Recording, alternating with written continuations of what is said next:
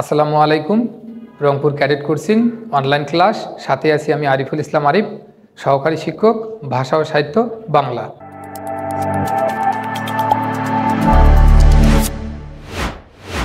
আজকের বিষয় কারক নির্ণয়। আমরা কারক নির্ণয় শিখব। চলুন তাহলে শুরু করা যাক।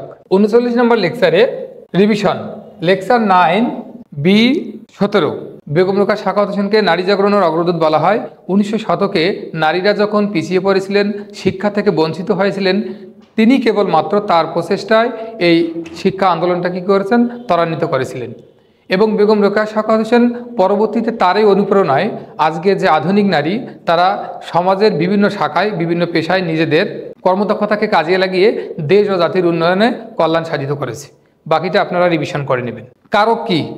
কারক শব্দটির অর্থ হলো যা দ্বারা ক্রিয়া সম্পন্ন হয়। কারক কাকে বলে? বাক্যে ক্রিয়ার সাথে সর্বনাম বা বিশেষ্যের যে সম্পর্ক যুক্ত হয় তাকে কারক বলে। কারক সাধারণত 6 প্রকার।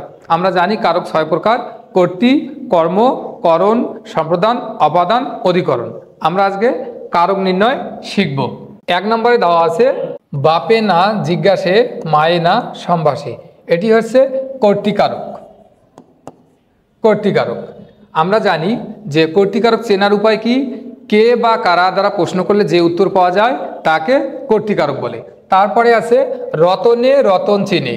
রতনে রতন চেনে কর্মকারক। রতনে রতন চেনে কর্মকারক। কর্মকারক চেনার উপায় কি বা কাকে দ্বারা প্রশ্ন করলে যে উত্তর পাওয়া যায় তাকে কর্মকারক বলে। তারপরে আছে ধানেতে তৈরি হয় মুড়ি চিড়ে খই। এটি হচ্ছে অপাদানকারক। যা থেকে গৃহীত, রক্ষিত, পতিত উৎপন্ন হয় তাকে অপাদানকারক বলে। বোকার ফসল পোকায় খায়। এখানে পোকায় হচ্ছে কর্তৃকারক।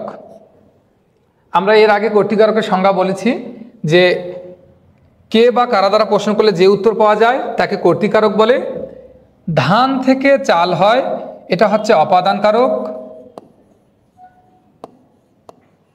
কোথা থেকে কি হতে যদি কখনো কোনো প্রশ্ন করলে যে উত্তর পাওয়া যায় তাকে অপাদানকারক বলে। ঘোড়ায় গাড়ি টানে কর্তৃকারক। গৃহহীনে গৃহ দিলে আমি থাকি ঘরে, এটা হচ্ছে সম্প্রদানকারক। বাঘে মহিষে এক ঘাটে জল খায় কর্তৃকারক। গুরুজনে ভক্তি করো সম্প্রদানকারক। তারা 5 জনে কর্তৃকারক। এ সাবানে কাপড় কাচা চলবে না, এ সাবানে করণকারক। কি দিয়ে কি হতে, অর্থাৎ যন্ত্র সহায়ক উপায়, এইগুলা দিয়ে যদি কখনো প্রশ্ন করলে যে উত্তর পাওয়া যায় তাকে করণকারক বলে। ইট পাথরের বাড়ি বড় শক্ত, এটিও হচ্ছে করণকারক। কালির দাগ দাও করণকারক। ফুলে ফুলে ঘর ভরেছে অধিকরণকারক।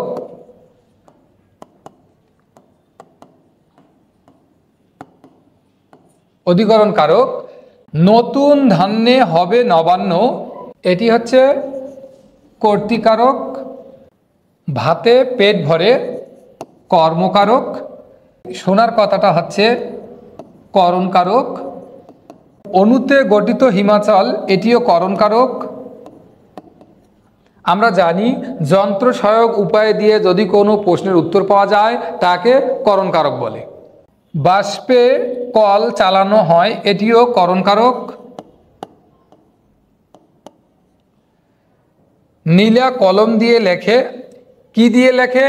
আমরা জানি যে যন্ত্র সহায়ক উপায় যদি হয়ে থাকে সেটি হয় করণকারক। সমুচিতে চাঁদা দাও, এটি হচ্ছে সম্প্রদানকারক। আমরা জানি যদিও এখন সম্প্রদানকারকের ব্যবহার হয় না। অধিক সমুদ্রে লবণ আছে, এটি হচ্ছে অধিকরণকারক। অধিক সমুদ্রে লবণ আছে, সমুদ্রে কোথায় লবণ আছে আমরা কেউ জানি না, কিন্তু সমুদ্রে কোথাও কোনো না কোনো এক জায়গায় লবণ আছে। তাহলে আমরা জানি যে অধিকরণকারকে কোথায় থাকবে এটি নির্দিষ্ট করে দেওয়া থাকবে না, যদি নির্দিষ্ট করে দেওয়া না থাকে তাহলে সেটি হবে অধিকরণ কারক। আর যদি বলা হয় যে যা থেকে গৃহীত, রক্ষিত, পতিত, উৎপন্ন কোনো জায়গা থেকে উৎপাদন হয় বা যদি যোগ হয়, অর্থাৎ যদি যোগ হয় তাহলে সেটা হয় অপাদান কারক। দেখো, শুক্তি থেকে মুক্ত মেলে, তাহলে এটা হচ্ছে অপাদান কারক। লেভেল 1-এ কারক নির্ণয়, এটা আপনারা নিজেরাই করে নেবেন। Level 1, level 2, level 3। এর সাথে আরও আছে, সেটা হচ্ছে যে বাসার কাজ, হোমওয়ার্ক। এখানে আপনাদের পক্ষ এই শব্দগুলো দেওয়া আছে, আপনারা বাসায় সুন্দর করে এগুলো পড়ে নেবেন। আজকের মতো এই পর্যন্তই। অন্য কোনো দিন অন্য কোনো ক্লাস নিয়ে দেখা হবে, সেই প্রত্যাশায় ব্যক্ত রেখে সকলের সুস্বাস্থ্য কামনা রেখে ভালো থাকবেন। আল্লাহ হাফেজ।